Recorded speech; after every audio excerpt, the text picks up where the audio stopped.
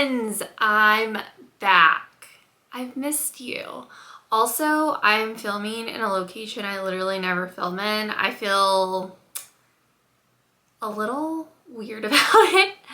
I really wanted to film in my bedroom, like on the floor like I normally do, but my neighbor is like blasting music in their car. I think it's my neighbor. I can hear music outside, and if I can hear it, that definitely means my camera can hear it. So we're gonna be here for today, and hopefully this setting is okay. I took a break from YouTube, as many of you guys know.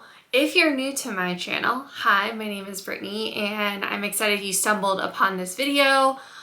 If you're not new to my channel, we have so much to catch up on, which is kind of the whole purpose of this video today. So for those of you guys who have been here for a while, you knew I took a break from YouTube. The last time I filmed was actually exactly a month ago from today, and I took a break for a multitude of reasons. But what I didn't know at the time was that I had COVID. And you can see by the title of this video, like, I had COVID, and it's been a really crazy couple of weeks. So I thought I would just catch you guys up to speed on that. But also I wanted to talk about the intentions I have for my YouTube channel in 2022. But before we get there, let's catch up on the last couple of weeks. So the last time I filmed was December 26th, and I will link the video here if you guys want to go back and watch. I posted around Christmas. I did our last week of Vlogmas, and Derek and I were sick. We found out he was exposed to COVID at work on the 23rd. Well, really leading up to the 23rd, but we found out on the 23rd he was exposed to COVID. And because everyone and their brother got COVID around the holidays or was going to see friends and family, everyone was trying to get tested at the same time. There were no at-home tests. Like, you couldn't walk up to a pharmacy and get tested. So ironically, we weren't that concerned about it because on the 23rd, we just worked from home as usual.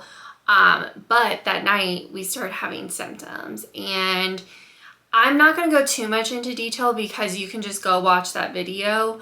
But basically we ended up going to urgent care the next day. We tested negative. We got our PCRs back and they were negative. Derek was really sick. He had a lot of stuff going on, a lot of symptoms. He had aches, chills, cough, sore throat, nasal congestion. He had it all at once. So basically what happened is I didn't feel great. I was super fatigued. I had a headache, and that's why we initially thought it was COVID, because a lot of the symptoms seemed to align with COVID. But the one symptom that I was so certain we had COVID was I had the exact same headache that I had after both of my vaccines, after my booster. I call it the COVID headache. It's a very distinct headache. So flash forward, and it's the 30th, December 30th, and Derek was on the mend. He still wasn't great. He had a cough, but I went downhill. So my COVID was in phases, which was very different than his, because his was all kind of at once, and then the cough lingered on for a while. So I decided on the 30th to go back to urgent care because I just wasn't getting better. I didn't really understand what was going on. At that time, my throat was super, super sore. And I was like, this is not normal. This is not just a cold. This is not just some other virus. Because when we initially went in, they were like, you probably just have some miscellaneous virus. I was like, something's not right. So I was like, maybe I have strep, right? So I go back to urgent care. I got tested for mono, for flu, and for strep throat, and for COVID again. My negative COVID test, my rapid COVID test came back negative. And I was like, okay, that's great news. And everything else came back negative. So I'm still, at that point, I was more frustrated because I was just like, I know this isn't right. Trust me, your girl's immune system ain't the great. I've had bronchitis before multiple times. For a while I was getting bronchitis once a year. I've had strep throat, various colds, ear infections, sinus infections, flu. I've had a lot of it, and what I was feeling just did not feel normal or familiar to anything else I had. So at that point, I was just kind of frustrated. Well, a couple days later, on January 2nd, I woke up. I had a text message notification from my doctor with my test results, and my PCR test for COVID came back positive. And to be honest, Derek and I were so shocked at that point, and we had pretty much given up on it even being COVID, because at that point I had gotten a total of 4 COVID tests. I got 2 rapid negatives, I got 1 PCR negative, and then I finally got my positive. Let's see, it was well over a week after I had my initial test, right? The 2nd, and then I got my first test on Christmas Eve, so a week. So obviously Derek had COVID. Our initial instincts were correct that we both had COVID. It explained the symptoms. I think what happened was we tested too early. If Derek had gone in around the same time that I have, or maybe a couple days later, he probably would have tested positive. So it was evident we both had COVID. I was so grateful that like we didn't do Christmas with my family. Like, even though we tested negative, our instincts were right. We stayed home, so we didn't spread it to anyone else in our family. And I will say that since this has all happened, I have had friends who have had it. I have friends who are nurses, and I've basically heard that the Omicron variant, it settles more into your throat.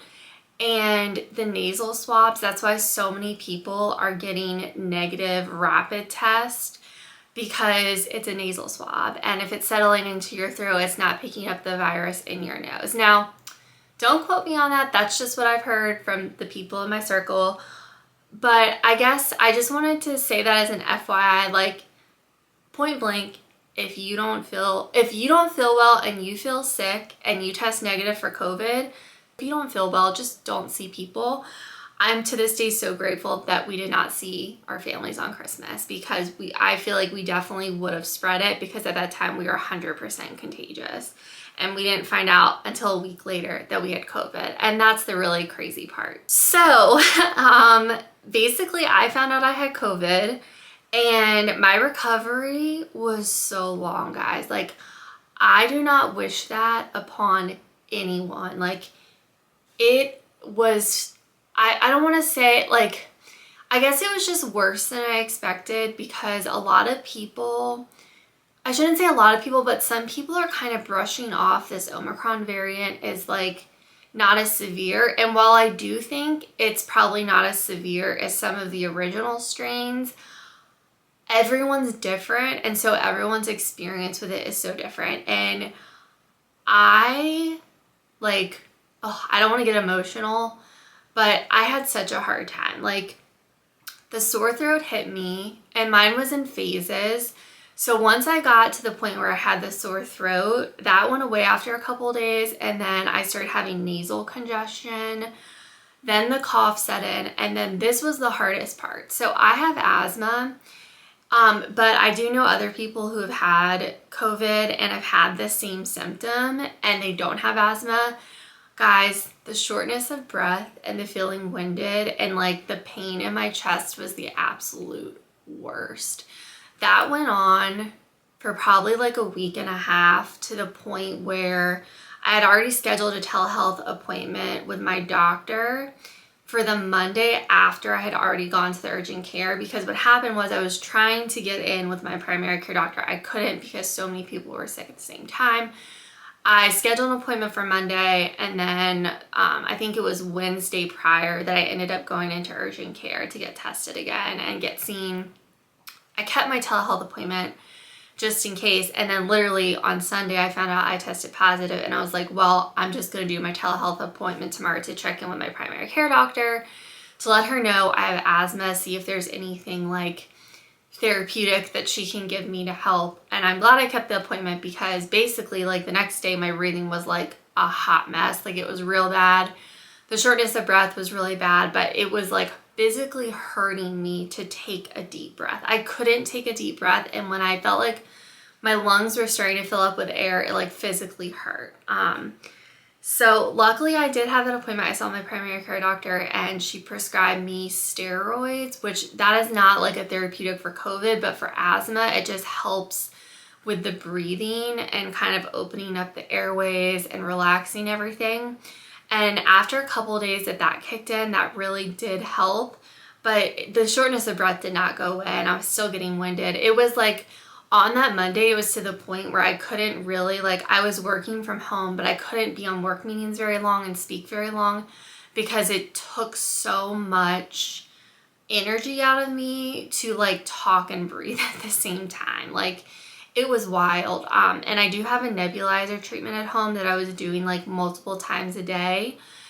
And by the time it was all said and done, it took me a full 3 weeks to recover, which is wild. Like, I'm 31, I'm like in shape, right? Like, I work out a couple of times a week.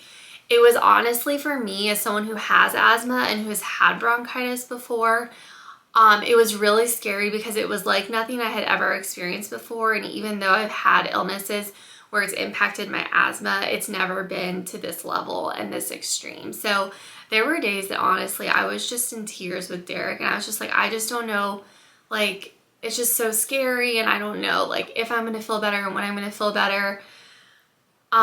The weirdest part is that exactly 3 weeks from the day that I started having symptoms is when my breathing was normal again. And the weird thing is it wasn't even gradual, right? Like, I half expected it to be one of those things where it's like gradual, like your breathing comes back. It was almost like I went to sleep and I woke up and it was better. It was wild. It's just, it's such a weird virus. And from talking with other people, they've had similar experiences too. So just in the last week, I did like my first full workout with no modifications and it felt so good. And I'm just so grateful that I'm feeling better. It was definitely like a really rough start to 2022, but I'm grateful that one, Derek and I basically knew and found out that we had COVID. And then also I'm just grateful I was vaccinated and I had gotten my booster in November. So even though I still got it, like, I know in the back of my mind, it still could have been like 10 times worse if I wasn't vaccinated or boosted. So that's basically my update on having COVID. I can't say it was a fun time. I am glad that we are better now and very relieved that we can kind of just move forward and start 2022 finally. I feel like, you know, at the beginning of the year, so many people are like busy, like setting their New Year's intentions and like getting all this stuff done. And I was literally just trying to survive. Like, that's how the start of my new year went. But I will say this past week is really kind of been, I've been feeling a little more of that motivation with the new year, that the new year brings, and kind of getting back into a routine now that I'm feeling better, which is great. When I last talked to you guys in my last video around Christmas time, when I was taking a break from YouTube, I said that I really needed to like take some time off and time to think.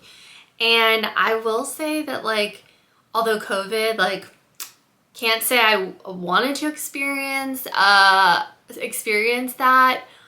but the upside of that was it did like force me to take time off. I was already planning to take time off, but like I really had to take time off, and I did end up unplugging for a bit. One of the things I ended up doing was literally getting off of social media. When I tell you I unplugged, like I didn't post on YouTube, I didn't post on Instagram, I didn't post on Facebook. I think I did like post once or twice on Instagram stories, but for the most part, I was off of social media, and I really do think that doing that really helped me mentally and physically recover.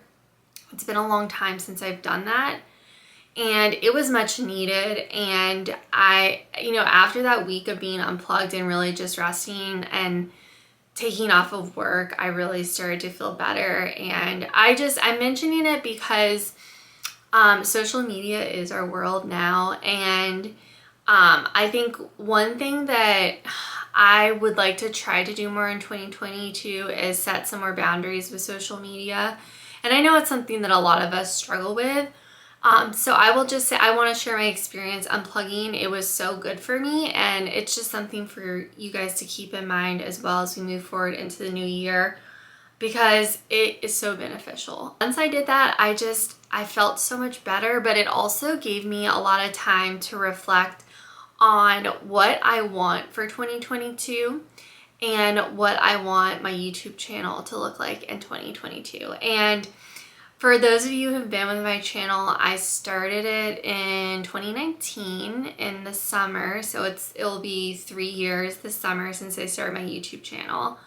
And it really just started as a hobby for me and like a creative outlet. And that is still what it is for me. But at this point, I've kind of like gotten to a point where I would love to see my channel grow, because I know now that I do enjoy doing YouTube and I love having this community and sharing content with you guys. But it is so much time and effort, you know, when I do videos, that it would be so rewarding for me to see my channel grow. And I've also done a lot of reflecting on the content of my channel. And initially I started my channel to be focused on makeup and beauty. I really didn't start watching YouTube probably until like 2018. And so as I started to get more into YouTube, like the majority of the content I was watching was beauty focused. And so that's kind of what inspired me to start my channel, because I love makeup, guys. And don't get me wrong, I'm always gonna love makeup. But as I started my YouTube channel and over the years, I think I've seen a shift not only in the content I'm putting out, but also the content that I enjoy watching and filming. And I definitely am leaning more towards the lifestyle content of YouTube. It's what I enjoy watching. I still love watching makeup videos, and your girl's still buying a ton of makeup and trying new makeup products, but I don't find myself wanting to sit down and talk about makeup and film makeup videos. And I think for me, I'm at a point where I want to be more consistent with posting. And in order to do that, I want to be able to focus my time and energy on one area of content. During that time of reflection and thinking about some of like my passions and things that I really enjoy and the things that are constant in my life, one of those things is cooking. And as some of you guys might know, if you're in my like close circle of friends, my first creative project on the internet was a blog that I started for my grad school class. I started a blog called Stress Less, Cook More. And I started that as I was like, basically like a young adult. I was out in the world. I had my first apartment with Derek. We just moved in together. I was starting to experiment more in the kitchen. And at the time I needed a capstone project for grad school. And that's what I did. I started a blog. It's still live. I can link it down below. I haven't posted on it in forever, but it is still live. So cooking and experimenting in the kitchen has always been an area that I've loved. And I cook dinner pretty much like almost every night of the week. We do eat out occasionally, but for the most part, we're cooking at home and I love it. And so when I was thinking more about the content that I wanted to move forward with and the content that I've really enjoyed filming in the past couple years, like one of those areas is grocery hauls. And I know that a lot of you guys have responded and you've shown interest in that topic as well. And I do feel like my grocery hauls have done like pretty well on YouTube, honestly, compared to my makeup videos. And there just seems to be a little more of an interest, not only by me, but you guys as well. So with that, I was just thinking more about it, and as someone who works full time, I work a very demanding job. I work in advertising. I work a ton of hours. I know the struggle it is sometimes when you know you have to cook dinner or meal prep and finding the time to do it and wanting to cook food that's easy but it still tastes good. You want to like carve out the time to do it, but half the battle sometimes is coming up with ideas on what to make and making sure that it fits in with your busy lifestyle. Because I know that's how it is for me. And I want to be able to help people to do that. I want to give people ideas of things to cook. I want to inspire people how to go to the grocery store and pick out ingredients, what ingredients and specials they can find at grocery stores, what my weekly grocery budget looks like, and all of that kind of stuff, because that is everyday life, right? That's something we're all trying to do. And right now, that's really just kind of what's in my heart and what I'm feeling inspired to talk about. And what I plan to do as I move forward into 2022. Just wanted to share that with you guys because moving forward in 2022, the content of my channel is gonna look a little different. It's not content that I haven't done before, because I have done tons of grocery hauls on my channel and I've loved doing them, and I have done cooking videos as well. But for those of you who have been with me from the beginning and watching my makeup content, it may look a little different for you guys and you may be missing out on that makeup content. But I will say I do think I'm gonna continue to post on Instagram about makeup content, because that is like a huge part of my life still, and I still want to share like the types of products I'm using. And so I'll probably post on my Instagram stories about that kind of stuff. So if you are still interested and you're going to be missing out on that content, you can definitely make sure you follow me on Instagram so you can see all of those updates as well. But I will say I'm just really excited about everything I've planned. I've actually already started filming several cooking videos and grocery hauls and planning out my content for the next couple of weeks. And I'm just so excited, and I just have a really good feeling, and I really hope that you guys enjoy this content.